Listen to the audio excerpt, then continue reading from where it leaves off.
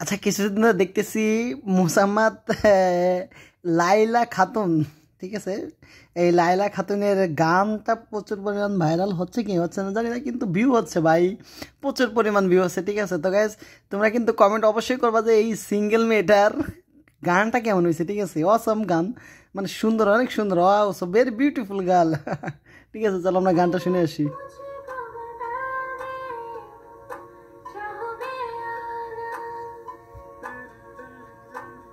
अपने तो दिल का बता दे, चाहूं मैं आना,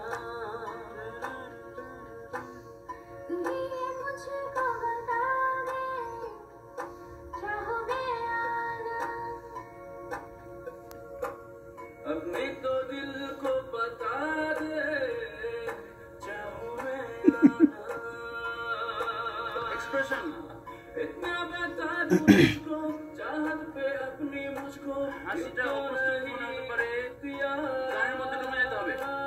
फिर भी ये सोचा दिल ने, अब जो लगा हूँ मिलने, पूछूं तुझे एक बार, गान ये मुझको बता दे। ও মাই গড নে আচ্ছা গাইজ, মানে বাংলাদেশে মানে রানু মণ্ডলকে চিনো তোমরা? ঠিক আছে, রানু মণ্ডলের 100% কপি ভয়েস। ঠিক আছে, মানে এইরকম মাইকা ভয়েসগুলো আমি বুঝি না। রানু মণ্ডলের বোন বললেও কাজ হবে। ঠিক আছে, ঠিক আছে,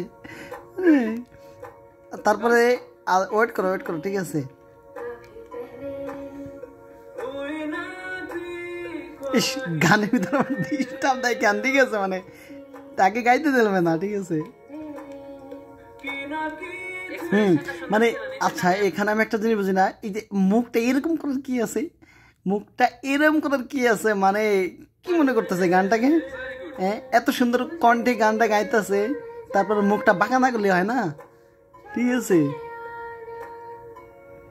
আমি 100% বলতে পারি যে রানু মণ্ডলের ছোট বোন হিসাবে তাকে গণনা করা হোক। ঠিক আছে, একটু মিউজিক গ্যাপ, তারপরে আবার গানের শুরু থেকে শুরু হবে।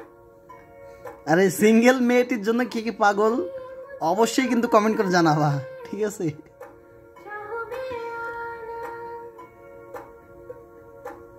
अपने तो दिल का बता दे, चाहूं मैं आना, আবার আছে।